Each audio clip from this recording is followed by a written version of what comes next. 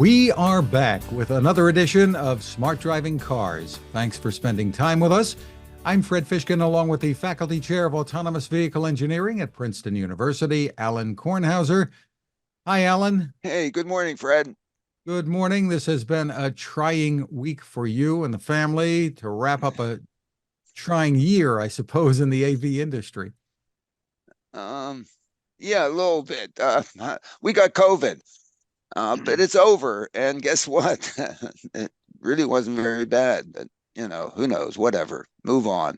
And you're still punching here with us. Yeah, we're still punching. They thought they were going to, 4 years ago, they were going to get me with Legionnaire's disease, and they missed just barely, though.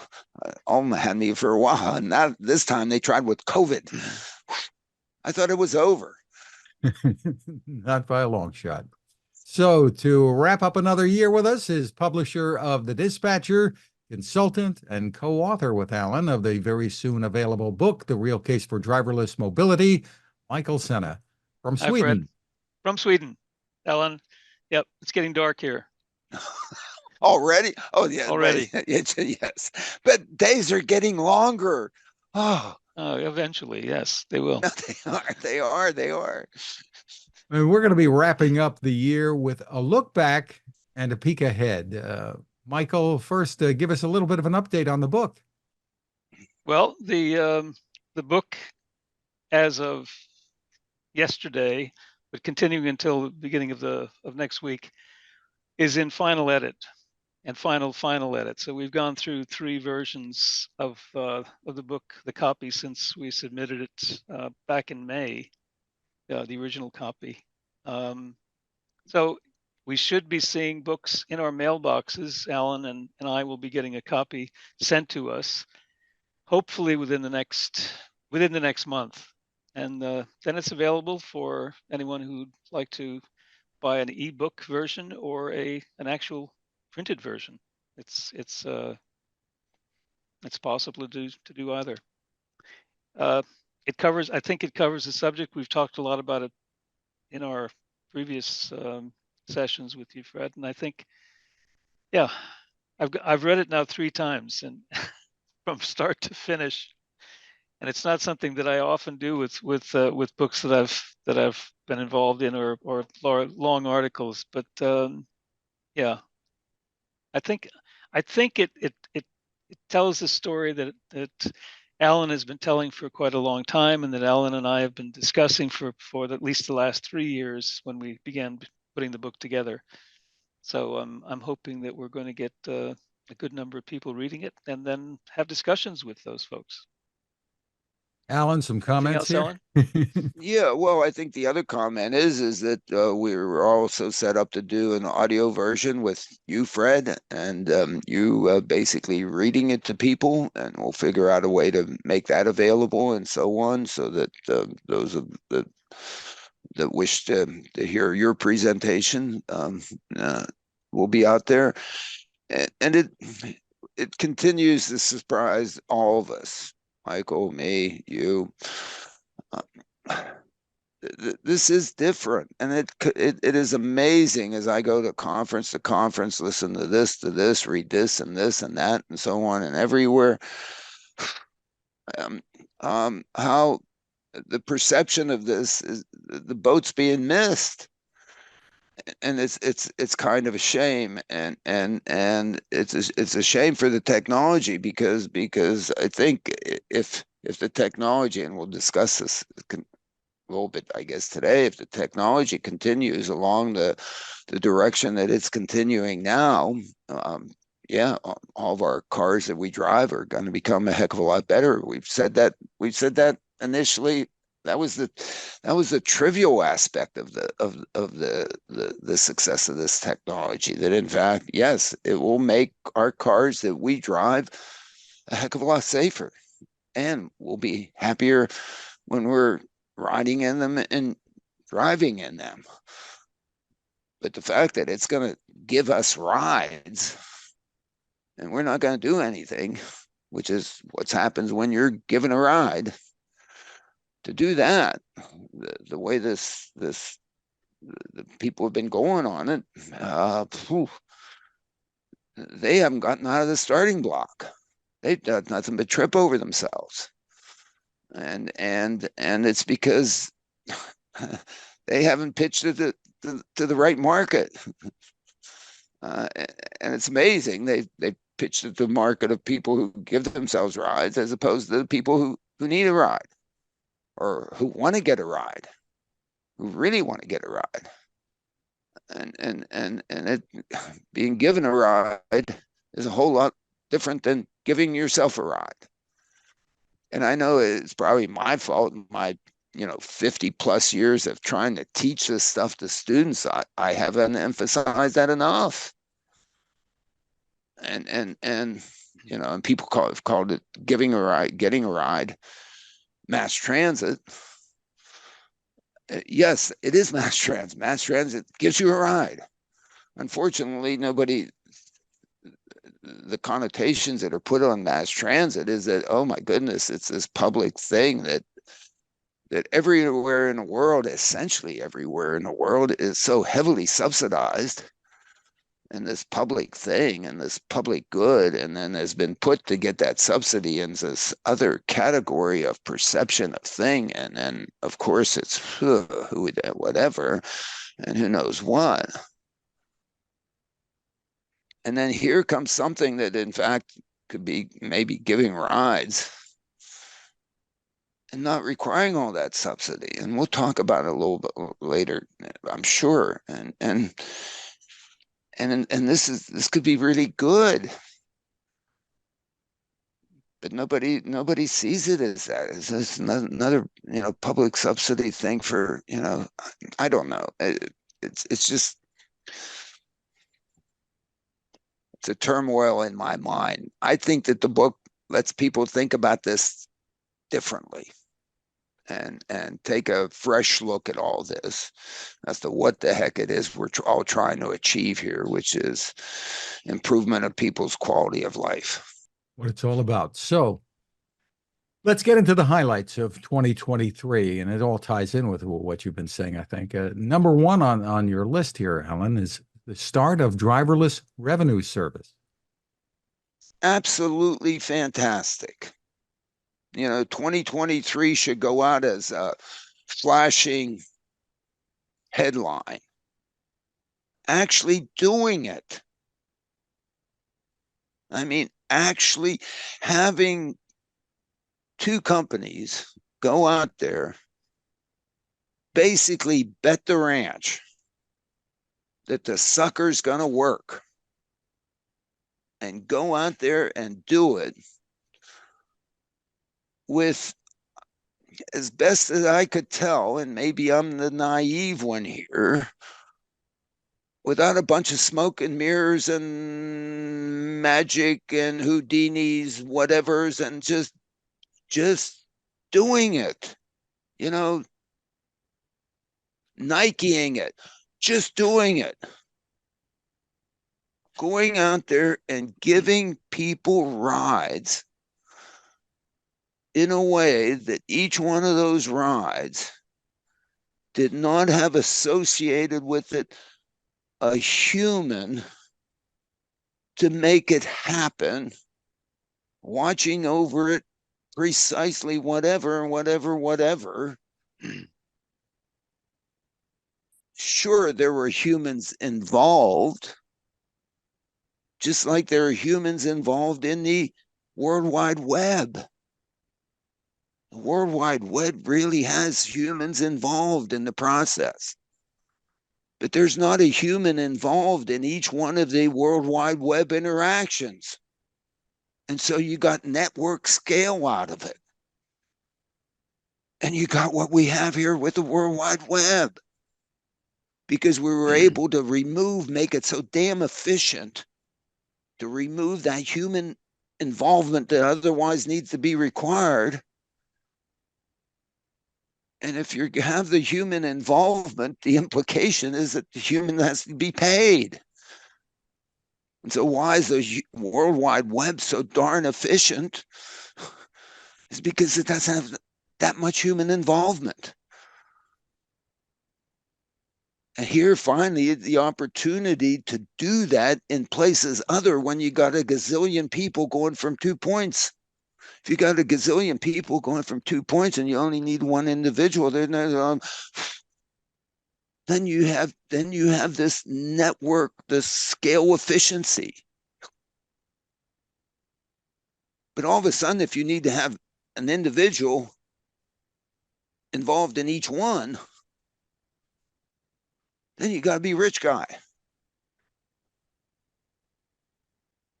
You can equate it, I suppose, Alan, to most of our audience is probably too young to remember even the stories. Lily Tomlin playing the operator, had to connect every call, plugging in every time there was a connection on the phone, and the old bell system. Watch some Saturday Night Live Right. reruns of that. Okay. I know. I think a lot of your listeners on Smart Driving Cars podcast are old enough to have either seen it firsthand or have seen it as reruns. And as Alan was talking, especially using his fingers, that was the first thing I thought of. This is one of those. This is one of those points where Alan and I truly do disagree, and it's good that you had 2 points of view that are coming together in this book, because whenever I was writing something that I on my own in my newsletter, I would have said never in a million years would I have anybody out on the street, whether they're taking money or not taking money, doing this before it was proved that it could work. And Alan has had the opposite point of view, and we've had many discussions. And so in the book, we have these types of discussions. Should you be out there proving the technology, which is that's the only thing they've been doing. They have never even come close to doing a proof of market. The only thing they're doing is proof of concept, that you can have a vehicle without a driver behind a steering wheel without following any other courses of action that would be necessary to take over the vehicle, because you've got somebody in the back seat who's a rider and nobody in the front seat whatsoever. I would never have that. I would never allow that to be done in my state, my city, or anywhere. That's and I think I've given enough reasons for why that should not happen. And I think the things that we're seeing right now are an indication, not a verification, but an indication that view that we shouldn't be having cars out there, at least in not in numbers, maybe one here and there, but in numbers, they've had 100 cars out there at one time running around the city and getting themselves in trouble. They have, the last accident that occurred, it wasn't Cruz's fault. Somebody hit someone, it went into a Cruz vehicle. Cruz didn't start the whole thing, but they're taking the heat. Apparently they still haven't gotten the person who caused the accident, and we still don't know how what the state of the person, the woman who was hit, how she is, healthy or not. In any case, there have been enough incidents that have occurred. There's no reason for taking people's money in this situation. There's absolutely no reason, because they weren't proving a market. The market is not running a taxi business, and neither one of these two companies, Cruise nor Waymo, are going to be in the taxi business. And I'll stand by that statement. They should have been doing the kinds of things that were necessary to ensure that the systems were working perfectly. And at the same time, they should have been looking and working with companies, cities, to develop the business side. And that's the part that's missing. And that's why people, they shake their head and say, why are they doing this anyway? What's the point? We don't need driverless cars. They're bad enough as they are. Yes, Michael, of course. But everything in this world has a trade-off. And one has to look at, okay, what's the risk? And I agree with you. When you're out there betting the ranch that the thing's going to work, that implies that you think that the probability of anything bad happening is so darn low that it's worth the risk. And because, hey, getting to absolute zero is, forget about it on anything. Okay. But to get to that point, and the real fault that will get, I guess, to all of this is that where they've been trying to prove that in fact the risk is extremely small is in situation in which you have to roll your eyes and say, what the heck's the value that's being delivered for the taking of that risk? The reward. What is the reward? Yeah, exactly. What are they going after? What Mhm. the hell? Are they just out there saying, "Ooh, look at me, how good I am. I did it. I went down the curviest road in the world." Okay, great. Who the hell wants to go down the curviest road? I mean, what are you doing here?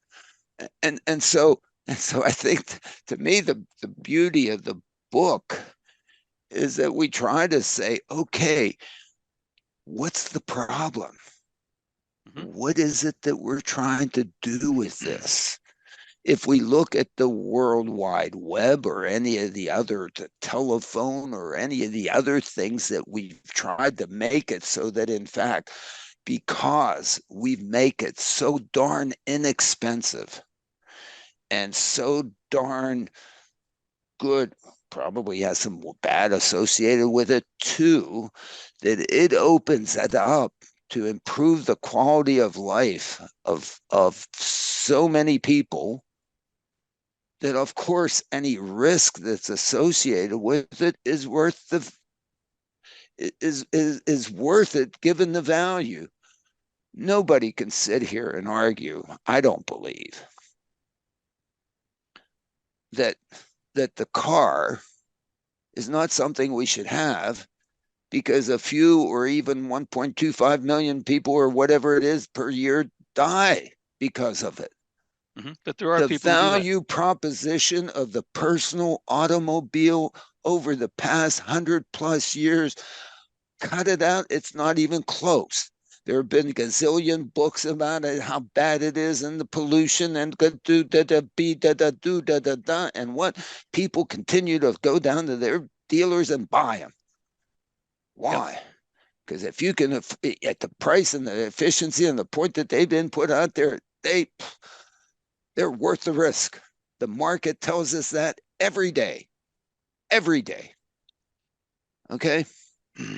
And so the issue here is that part of the reason why I think that, 2023 is such a big year for this, at least some folks too decided, my goodness, the risk is good enough for whatever it was that they were trying to prove on it. But for some of us, say, my goodness, if that's what you were trying to prove on it, guess what? You may deserve what you got, because we'll get to, the downsides of what happened to 2023. So that's the way I see this thing. The Michael? horse is down. I'm not going to beat it anymore. Okay. Number 2 on your list, Alan, demise of the wannabes. We're talking about at least a couple of companies here. Yeah, I mean, that's the number 2 things that happened. I guess Fort Argo and, people like Too Simple and so on. There are a lot of folks out here that have gone out there trying to do some of this stuff. As far as I know, not for any of the good reasons, or maybe for some good reasons. But the good reasons you sort of have to roll your eyes on it, what the heck the value proposition was supposed to be, and finding that this is not easy, because if it was easy, it would have been done years ago. In 1957, across the street from Princeton University, across Route 1 and Sarnoff, there was a test track back there that they were running, lateral steering cars and could do cruise control in a test track at Sarnoff. Okay, that's over half a century ago.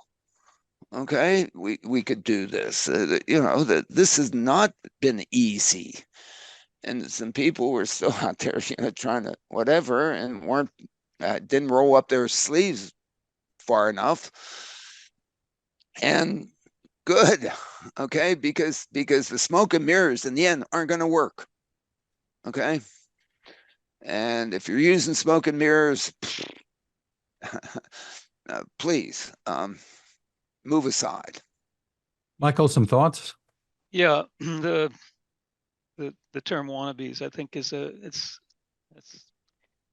it's a little bit strong. I think the people working at Argo had a great deal of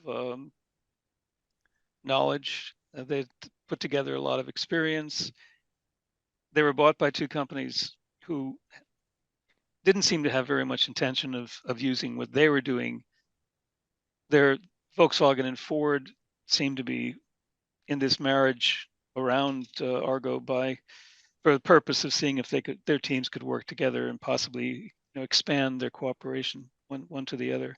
So Argo kind of got used for that purpose, and then when it didn't turn out that they were going to be able to generate any revenue, and particularly Ford needed to have more revenue, they just disbanded them. The other companies, Too Simple. Again, a number of people can get into the business. I think of Nikola. That's one company that I've written about them three times in the Dispatcher, and I'll be writing about them again in the February issue. I mean, people who say there's money that can be made here, there's money on the table. I just need to go out there and say that I'm going to build the world's first electric truck, and sue Tesla for copying their designs in the Cybertruck, and making a big deal. And then Mr. Milton is going to jail for 4 years, and I mean, unless his objection comes back or say you aren't guilty after all. So wherever there's money, wherever there are people who are can see the possibility of getting some venture capital around an idea that seems compelling, we're going to have these companies. And it's, I wouldn't put Argo into the same category as, let's say, Too Simple, but No. It's unfortunate they fall by the wayside. But one thing I really hope that Kyle Volk finds a place where he can take all the experience that he's put together over the last 20 or more years, even when he was a kid before he went to college. Should have finished, by the way. To be able to use that knowledge to somewhere other than in an organization like General Motors. And that's where I think the real problem is, not in the folks who are trying to do something. It's in where this is going to go, and eventually they're going to build the cars. General Motors and Ford and Volkswagen. There aren't many Teslas back there who are going to start from scratch and start pumping out vehicles. It's going to be the legacy car companies, whether they're Chinese or European or wherever they're or US based. They're the ones who are going to be building these cars, and that's where I think the lack of engagement, the lack of involvement, and we address that in chapter 6 in the book. How are these? What's the business? And it's three businesses. It's not just one business. Somebody's got to operate it. Somebody's got to develop it, the hardware and the software for it, and someone's got to build the vehicles. And all of these things have to come together. And right now we've been focusing on the Waymo doing it all, and the Argo doing it all, and the Cruise doing it all, and that's not what's going to happen. Well, Waymo has not been building vehicles, I don't believe, right? No. I mean, this is in the last discussion we have, this is the one thing that we know. They've said we're not going to do this, but if they don't do it, how does it happen? And no one is really addressing this thing. Who's going to? Well, we're going to do one agreement with Geely Zeekr. for example. Well, that's not going to be, I mean, Zeekr could go out of business tomorrow. Julie can decide, too much investment in this. They can sell it. All kinds of things can happen. You're not going to, you're not going to build your farm on land that you don't own or you can't even lease. My grandparents did that. 400 ancestors did that. See where it got them. So, yeah, yeah, This has been a challenge, I think, that we pointed out since the beginning, because the issue is that this is a new, this is in some sense a new market. I'll back off on that new market or in a minute, but we have some legacy systems who do what? They sell mobility by manufacturing very efficiently a product that comes out at a unit cost that ends up being affordable. This is what Henry does, and a purchase by many. And the business model is that you purchase it, you own it. It's not your problem. And the two processes have worked where there's a producer enormously efficient in making that so that it becomes affordable, but then throws it over the wall to a consumer who then takes it and basically goes on, and that's their responsibility. Sure, there continues to be maintenance and all sorts of interactions and so on, but it's minor. The main manufacturing process is associated with making it enormously efficient and throwing it over the wall. And in some sense, just like I get from Mercedes, oh my goodness, I can trade my new Mercedes in that I bought last year for a new one, and they'll give me, who knows what small percentage of the purchase price is trade in, but they want me to get back in so they can throw another one over the wall to me. Okay, that's great. Okay, the two have been designed. All right. Whereas what this process, or at least what we've been arguing about this process of giving rides, is you're out there giving rides. And that's a whole bunch of, and if you're going to be in the process of delivering those rides, you're going to throw a bunch of rides around, gazillions of them every day to get caught, and you're going to just make a little bit of money on each one of them. It's completely different than making a process of manufacturing very efficient, such that that is very cheap, and then throwing it over the wall. It's like TV today. Look at where TV is today, or has been. Television has been in a process of being very efficient and making a bunch of programs and throwing them over the wall as we watch them every week, or as we watch them on more and more TV. And then all of a sudden, streaming comes along. That's a whole different process, in which now the purchaser is buying by the stream, or potentially by the stream, not signing up already. And then you look at what NBC and all these folks have been going on with respect to creating peacocks and who knows what else. And the whole difference in how they have to do to bundle to make programming efficient so that they get advertising for the whole program and product placement for the whole program, as opposed to now some people who are now, forget about me signing up to get these things like thrown efficiently at your rate over the wall. I'm going to go out and pick my own. I'm going to take my ride here, my ride there, my ride there, my ride there, my ride there. And then if you look at the revenue proposition on streaming versus cable or any of the other means that you have doing this, those two things have been in just enormous conflict for the past 10 years. And everybody's forecasting streaming to go completely, but nobody's sort of figured out how to price that, how to do that, and how to compare it to the legacy programming that all these, and that's why the whole turmoil is and all that, and who knows where that's going to end up. Guess what? I think that that's a perfect parallel to what the heck's happening in the rides business. Right now, rides are being given by people who go out and buy a car. Okay. And there are 3% of them in the US that are done by mass transit systems that are, fledgling streaming operations over here. But now I think those fledgling streaming operations, if they could ever see it, all of a sudden has the opportunity for them to be able to completely decimate the other one. Maybe none of them are taking advantage of it. Why? Because, well, yeah, because it's automation, and the people that work for them are afraid they're going to get laid off, and therefore they don't want to touch it with a 10-foot pole, and they don't want to get anywhere near it. So is there some new operation that's going to come in and be able to do that and take advantage of that? Really, if it is, if it then, who knows? And I guess, in part, that's what the book tries to deal with that tension.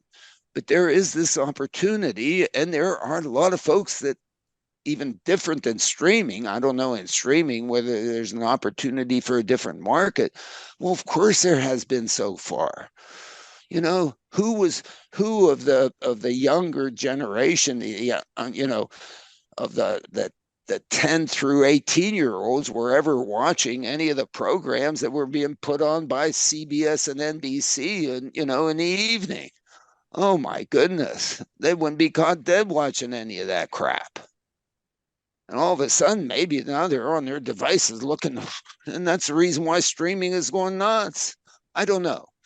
I mean, I'm just throwing that sucker out as a potential comparison as to the fundamentally different market there is between giving yourself a ride and getting a ride. Okay. And that's what we've tried to put out in the book. There's a fundamental difference. And, getting a ride has not been easy for people. Well, it has been easy for people, some people, those people that have family members who, no problem giving you a ride. But if you don't have a family member who's can give you a ride, then you're out there looking for a ride. And when you're looking for a ride, guess what? You're staying home. I don't know. Whatever. We throw it out there. Michael? Yeah. This is another area where we have different points of view. I'm waving to a neighbor who's walking outside. We have different views on this. I look at a vehicle and I see something that is designed, that's manufactured, and that is used. Today, a large percentage of the cars that are manufactured, cars now, passenger vehicles, a large percentage are actually fleet vehicles. They're vehicles that are used by companies who buy them and to use them for business purposes. They're companies who buy them that are used to give rides. They're called taxis.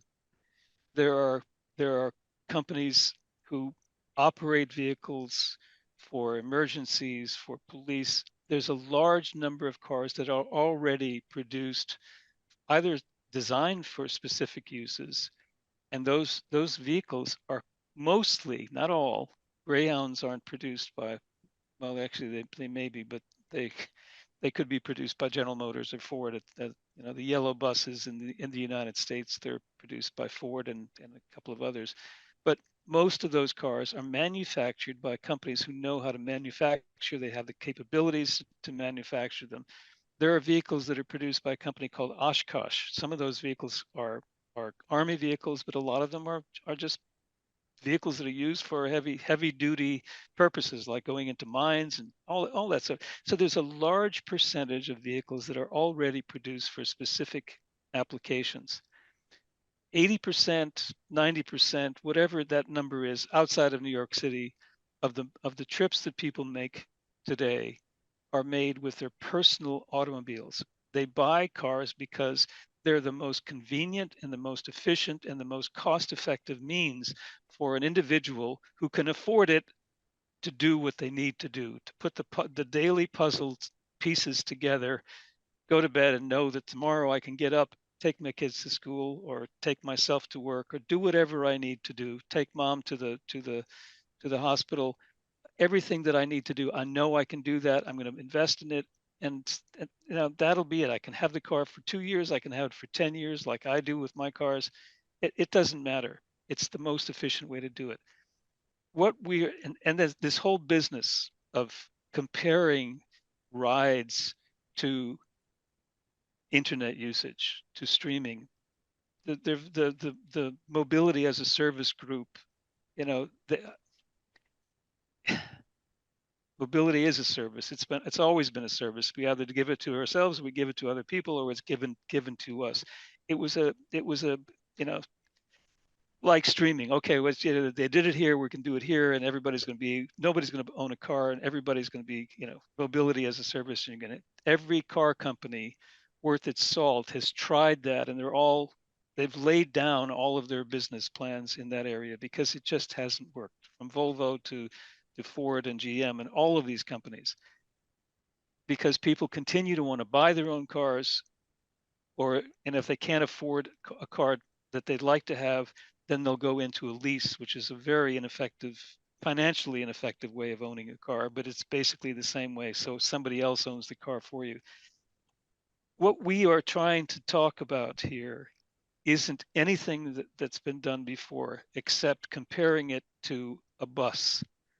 It's providing rides to people, but doing it in a more effective, efficient, and flexible way than buses have been able to do. It's like taxis, but taxis are too expensive for the one reason is they have to be able to pay the driver. So it is a completely new area here, a completely new business, but the infrastructure for delivering those cars, having them manufactured, isn't going to be something that's going to drop out of the stratosphere. It's not going to be something completely new. If you look at a new car company, Tesla, what are they doing that's new? Okay, they were going to sell it on the internet only. They weren't going to have any advertising. They weren't going to have any repair shops. They weren't going to have any of this. Gradually, they've got all of this stuff. Why? Because that's what people expect. The car breaks down. It costs $2,500 per year to maintain a Tesla. I just got the numbers the other day. It's about 50% more for an X, and it's about 50% less for a Y. But it's not zero, and those cars have to be taken somewhere. And by the way, if you're living in Sweden, there ain't no place to take those cars today because all the places are on strike. But I'm not going to go there. All I'm saying is there's a structure, there's an industry, there are people who are in the business of doing this. What we need is to have a transit company say, we're not going to run buses anymore because they don't really do the job. We're going to buy lots of cars that can drive themselves because it's going to be cheap. And we're going to get all of our people living in our community, whether it's Trenton or Scranton or Timbuktu, and we're going to be able to get them everywhere they need to go. Yeah, that's basically what we're saying. We're saying this is a tool for them.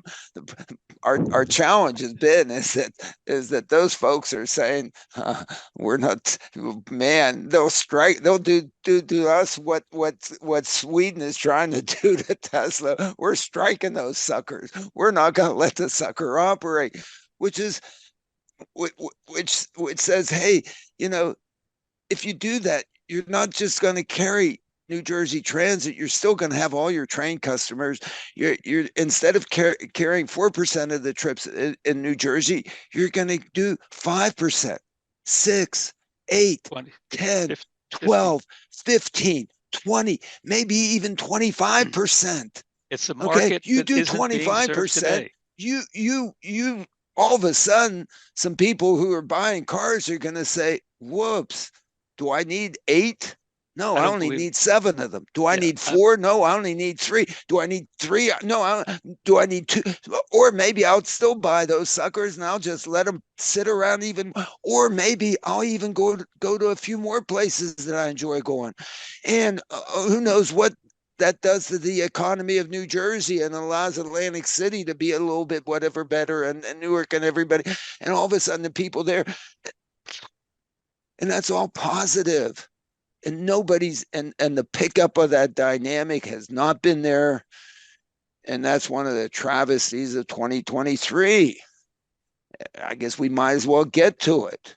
Right. The Because next category the was lessons travesty of learned. 2023 is in the places, in at least one of the places, that these two folks who bet the ranch and said, hey, we think we got this sucker nailed. We think we can do this safely. We think in our looking, we are good. We're going to go out there and try this. And they made it available to folks who said, oh, I'll take a selfie. And then say, why? And they didn't go to folks who said, oh my goodness, this is going to improve my life. Oh, I'm not just going to take it today, I'm going to take it tomorrow too. Oh, I didn't even think of a Tesla. I didn't even notice he had LiDARs, SMIDARs, WIDARs all over it. You got me from where I where I was to where I wanted to go, when I wanted to go, and you didn't rip me off. And you did it in a way that I just, went there, got there, forgot about you. And then I thought, oh my goodness, that was nice. They didn't do that. Elizabeth and I we were skiing in Park City. We're talking to this guy from Phoenix, and said, I tried to have a conversation. Hey, how's Waymo in Phoenix? I wouldn't take them.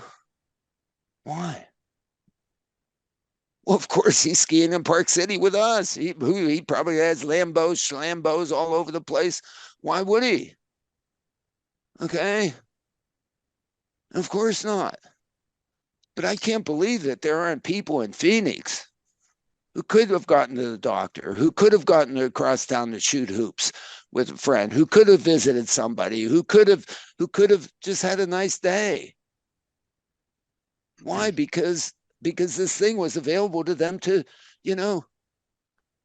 because we don't have all the plugging in going in the telephone calls. How many more telephone calls do we make every day just to improve our quality of life? I mean, people are walking down the street talking on the phone. I've called Elizabeth in the house. Can you imagine? Can you imagine? Can you imagine calling somebody in the house on the phone? Why? Because it was made so easy, so cheap, that it was easy to do and improve my quality of life and didn't cost the environment gazillion. That's what a disruptive technology can do. That's what it's demonstrated to do. It can do a couple big things, but it's all the small things. Look at all the small things that a car has enabled us to do. Which people say, why are they going there? They shouldn't create all that congestion. That's terrible. All the environment, but whatever. So one of your lessons learned here, I guess we could bring up Tony Bennett to sing for us, and don't leave your heart in San Francisco. I mean, look, it's such a shame. It is such a shame. I mean, the recent article about GM complaining that they're being fined or taxed $108 million by San Francisco because of their cruise operation, when they're saying, look, we only had a few employees in San Francisco and we didn't make any money there. How can you be taxing us as much? Somebody has to look at that and say, San Francisco, we need money. Who are we going to get money from? Oh, let's go get money from GM. Let's tax them. Oh, okay, sure. Why should we tax them? Well, I don't know. Let's tax them. Okay, fine, tax them. And then GM saying, oh, my goodness, why did you tax us? Well, we didn't do anything there. But GM, gee, you were producing a mobility system that that had the opportunity to improve the quality of life of San Franciscans, to get them from A to B. And that if San Francisco, you look at who do you which organization do you have there that you like, trying to produce mobility to get people from A to B at time T? Oh, we have a San Francisco municipal transit system or something like that. Okay. Oh, okay. Yeah. And you do that to be able to get people from A to B when they want to go and around San Francisco. Yeah. Okay. And what other systems are there in San Francisco? Well, there's a car. Well, we hate that. I mean, oh my goodness, those cars are causing all these accidents. Here, look at all the arguments and how bad all that is and all the congestion. They're bad. But we have this nice system that and you know what? That nice system, we like it so much to do that. We don't tax it. Okay. In fact, we're only going to ask for revenue for the people who use it in the amount of 18% of what it costs us to do that. You're talking Okay. about buses. The, Right. the other 82%, we're going to put taxes on these guys.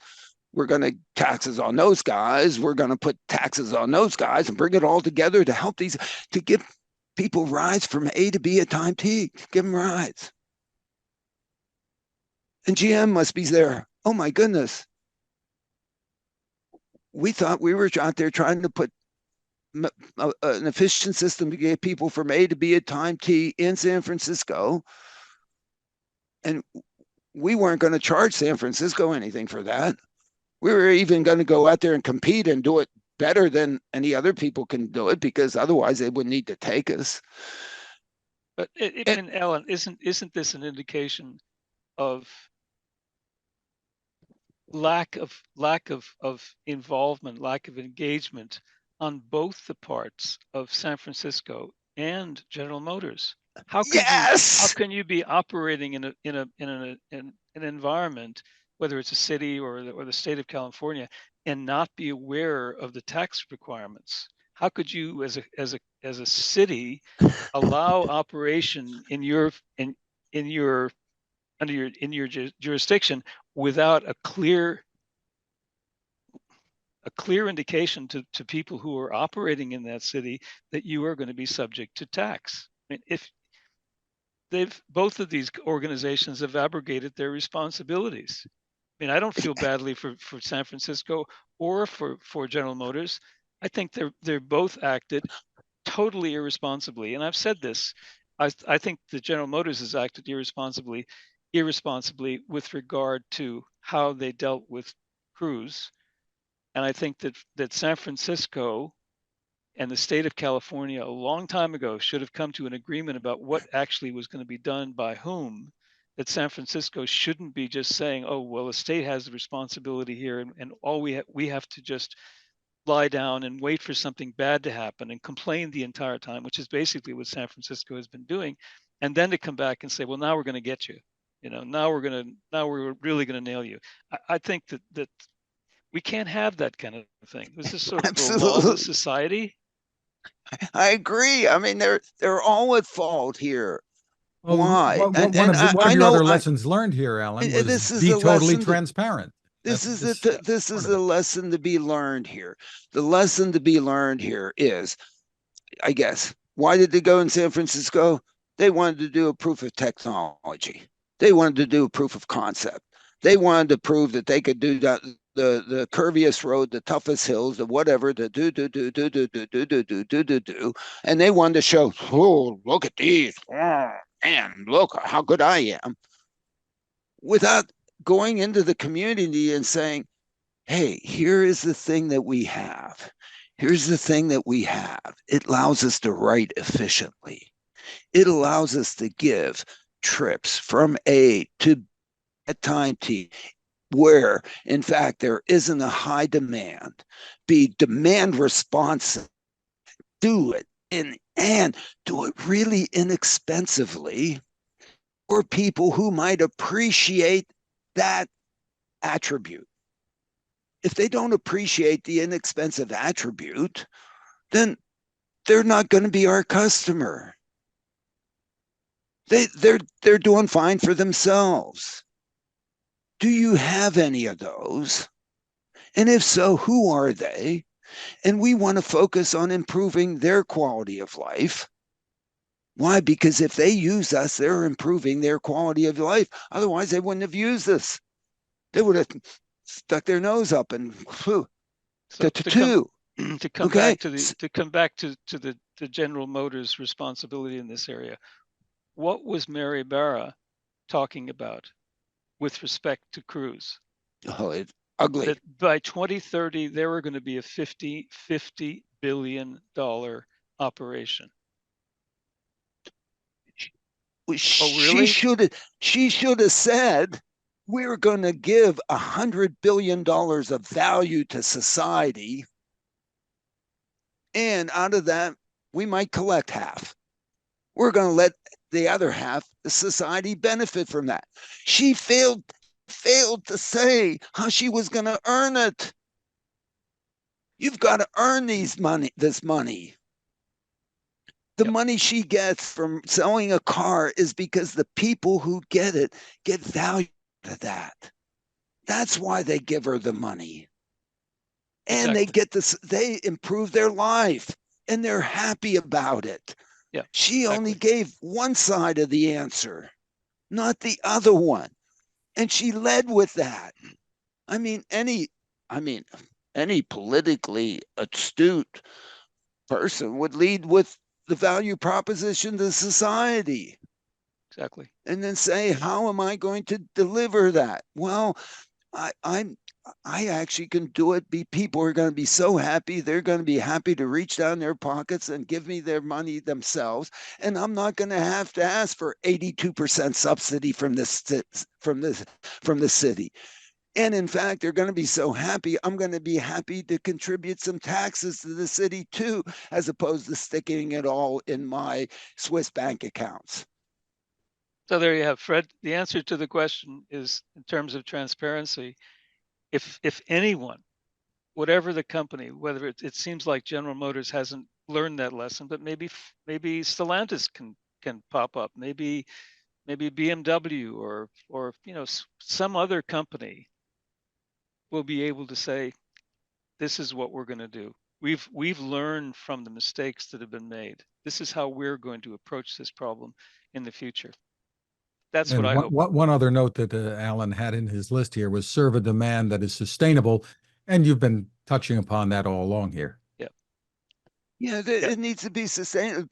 People have to get personal value out of this. You don't consume anything unless you get value out of it. And if the value out of it is a selfie, how many selfies do you want to take of yourself in front of a Waymo vehicle? At which point your value proposition goes to zero very quickly. Whereas if it's a darn thing that ends up taking you here, taking you there, you use it. You want people. This is an individual focused, demand responsive mobility system focused on individuals who will find it because of their helter-skelter lifestyles. We all have them. Allows them to consume it a lot. That's something that for them is not so burdensome that they can't afford it. And if they can, my goodness, it's the telephone. It's the iPhone. It's Schumpeter, the disruptive nature of it. Just, I call Elizabeth in the house. Would have never. Well, you used to be, Alan, that you had. I would have never. Cut it out. Used to be you had a phone in the kitchen. Maybe you had some in the bedroom, and if you were on the phone and somebody picked up in another room, it's like, get off the phone. Get off! I'm on the phone. I guess. But this is a whole different use case. So It there's is another so, headline, yeah. Alan, from TechCrunch that says facing roadblocks, China's robotaxi darlings apply the brakes. Losses push China's self-driving upstarts to seek new revenue streams. So the problems aren't just here. Well, the problem has been that this is very hard. Even though one doesn't have to build a whole heck of a lot of infrastructure to make it happen, to make the individual vehicle be safe enough such that anybody is willing to bet the ranch to put it out there is non-trivial. And people are finding out that the smoke and mirrors aren't working, and to have enough revenue and enough resources, one has to have the venture folks involved. And when one has the venture folks involved and that money involved, some of those folks are brutal. And so you need somebody that has sustained deep pockets with a missionary zeal to, save the world, to be able to make this sucker happen. Now, whether or not Alphabet has that missionary zeal to have the sustainability to make this happen, I don't think they've yet seen the market to make it happen. As we've argued here, they're still going after, the $100 ride. Hey, I'm gonna be better than folks who, where affordability is not the issue.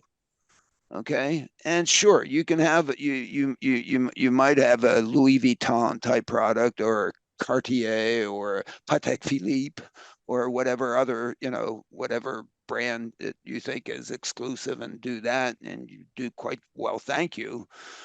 But the chances that you're going to have, I don't know, a Coca-Cola, this thing, which, how does Coca-Cola make its money? I mean, one drink at a time. They've got to get you to go in there and buy a 12 pack or a case or whatever, and they to find somebody who's going to have the wherewithal, because this is the rides business. The rides business is a one at a time, it's a slog. And so you have to figure out how do you become a McDonald's this thing? How do you sell 2 gazillion or n gazillion, or who knows what gazillion hamburgers they're up? And a lot of people say, well, we never needed them. I don't know. I guess a lot of people seem to be happy going to McDonald's and buying hamburgers still. And we can all look over them and say, well, my goodness, you should have Chateaubriand. I don't know.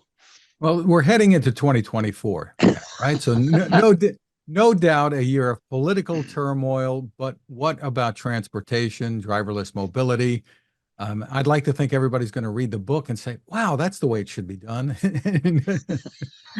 But what are your expectations? Michael, you go first. I don't know. Or you want me to go first? I don't care. Well, my expectation is that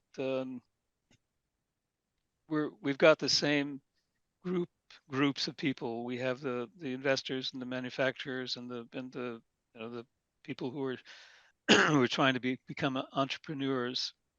But every now and then, a new concept will make its way in, and that new concept can make the difference between something that wouldn't have occurred for maybe another 10 or 15 years happen at that particular time. And one of the things that we've had during this past year we haven't mentioned, and it's affected a lot of things post COVID.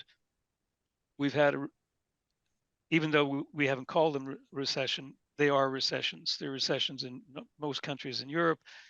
It's not a recession officially in the United States, but we see the effects of that. Less money, meaning less money is being put into things that aren't really generating returns. And I think that's part of why companies like General Motors are pulling back. This was an opportunity to do something. If it were 2 years ago, maybe they wouldn't have pulled the money out. But now they've got to save some money. They've got a lot of issues that they have they have to address, like, how are we going to make enough electric cars when people don't want to buy electric cars? So I think there's going to be a sense that we're going to invest in things, but we have to make sure that those investments that we're making are being made for the right reasons, that there's a need for it. It's not something that, we can build it and maybe somebody will pick it up and think that it's a great idea. To get more people involved in having things that we're putting into the market. I mean, that's a hopeful on my part, given where we are with the war we've got going in, two wars, major wars, and the extensions of those wars that are occurring in various parts of the world. And where we are right now, we see them a lot more closely up front, up close and personal than maybe even in Princeton on the Atlantic Ocean. We're not that far from Moscow. The last time I went to Moscow was before the 2014 acquisition takeover of Crimea, and I would never go back after that. But it only took a couple of hours to get there. I mean, it was like popping from Boston to down to Washington, basically. And it's not that far down to Israel from here. Making the trip down there, it's the same time zone. We're close to these things that are going on here. But from the standpoint of finances, I think the recession is going to make a difference in where people are putting money. And I think we're beginning to see this. That the point you made about China pulling money out, they're not in the same financial situation that they were in 5 or 6 years ago, pre-COVID. They're the money that they're putting into things, that they need to see the same kinds of returns as other kinds of investors. So I think that's going to be a positive thing, that there is going to be more of a focus on doing things that for which there is a return, and also making sure that especially in a year where there's going to be an election, putting money in places where money is doing good. As an example, we just had the Social Democratic Party, who was in power for 8 years, and they were in a government with the Green Party. They came out just a month ago or few weeks ago saying, we actually did something that we don't think was a good idea. We gave money to rich people to buy electric cars. They admitted that. They went out publicly, said, we're not criticizing Milieu Petit, the Green Party. They were in government with us, but we went along with something which turns out not to have been a really good idea. We used tax money that we took from lots of people to pay other people to buy electric vehicles. We could have done something better for all of the people rather than focusing on wealthy people and giving them subsidies to do something that maybe we could have done differently. So I think that kind of mentality, that kind of thinking about what it is that we're actually doing, is hopefully, with some indications that I've seen, will start to permeate our societies and particularly our governments. Yeah, I'll add to that, Michael. I think that is very good, and I'll take a positive look on 2024. I'll say the lessons learned in San Francisco are really stark and out there in everybody's face. Okay. And to me, it's what we point out in the book and so on, is that, look, we can do this, but let's focus on places where we should be doing it, where it really provides some value. And look, you folks that are investing your money, why don't you go to those places and look? Be careful in terms of where you've looked to do these things up to now. And go in there, and instead of going in there and working, to think that maybe looking at the ultimate, hey, I've solved a whole world problem, look at the problem that you can fix in the short run that will give the biggest benefit to the community, so that the community cooperates with you. You cannot win if you go in there as an invader. Who's ever been able to invade any nation? I mean, go watch Napoleon. Terrible movie, but go watch Napoleon. I mean, cut it out. Okay. Seriously, once you go in there, you're supposed to be helping.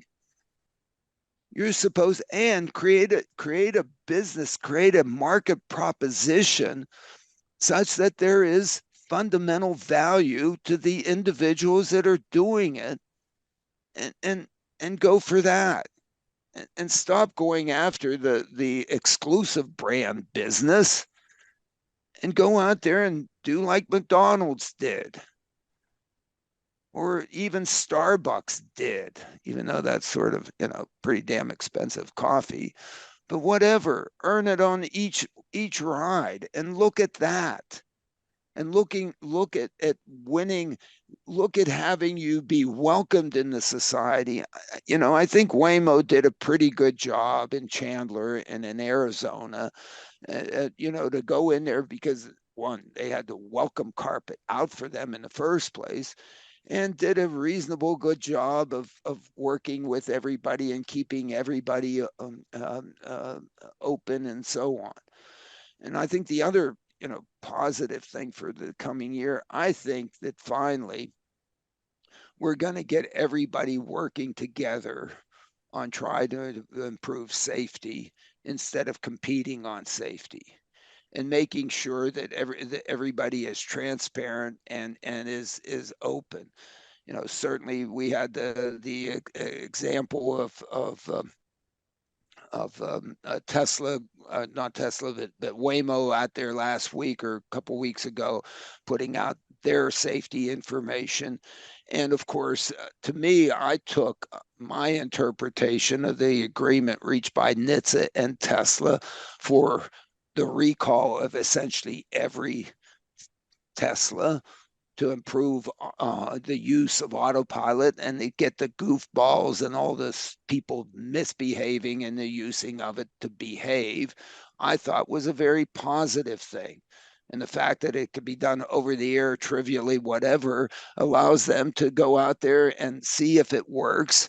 And if it doesn't, and there are still people misbehaving, allow NHTSA and Tesla to go out there and put out another over the air up there that, slap some more people on the wrists and put them in the corner with their dunce cap and take their toy away if they don't use it properly.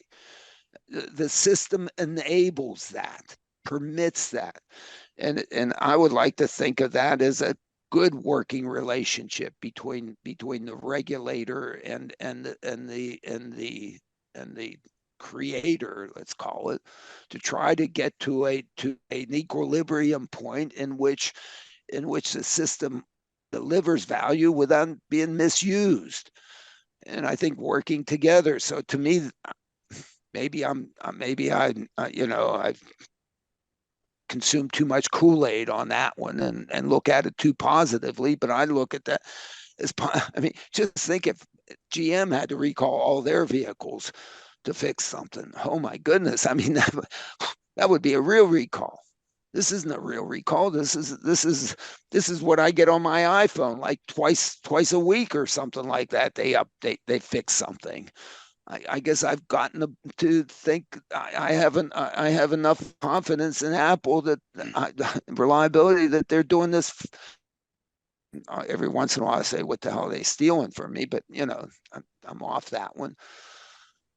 So I looked at that as a positive.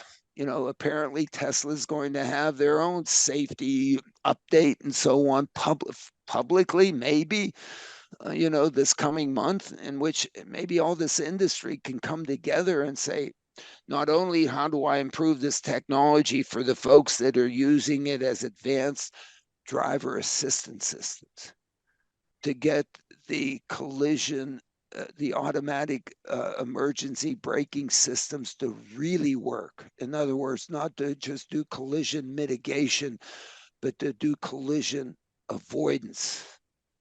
There's a difference, because mitigation means that you're still hitting.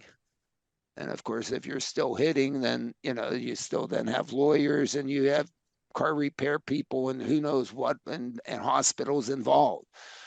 if you really do automated emergency braking so you don't have collisions, then you don't have any of those things. You don't have any ambulances, you don't have any hospitals, you don't have any doctors, you don't have any lawyers, you don't have any car repair places, you don't have any second use parts, you don't have, which is where it should go. And we've argued, the biggest advantage of this technology is to get it to do that. As we know, to do that, you have to be so darn good that you don't have essentially any false alarms. And if you have false alarms and people just don't put up with it, and then they take it back and they don't buy it, and therefore it never gets to the market. So it has to work. Kind of the key of both the driverless and the advanced driver assistance systems is they have to work. You can't be using smoke and mirrors. You can't just be using advertising. They have to work. And they have to work means that the probability of something bad happening is extremely small in both situations. That's what makes them hard. Yeah. But I'm optimistic that we'll get better. I guess I have to be, and I'm optimistic that our book, that people will read it and say that, my goodness, maybe it'll change. All we need to do is change one mindset. All we need is one. Look, if you look at electric traction and the growth of electric traction in the United States, you had the success in Richmond, Virginia. Boom, everybody wanted to do it. Guess what?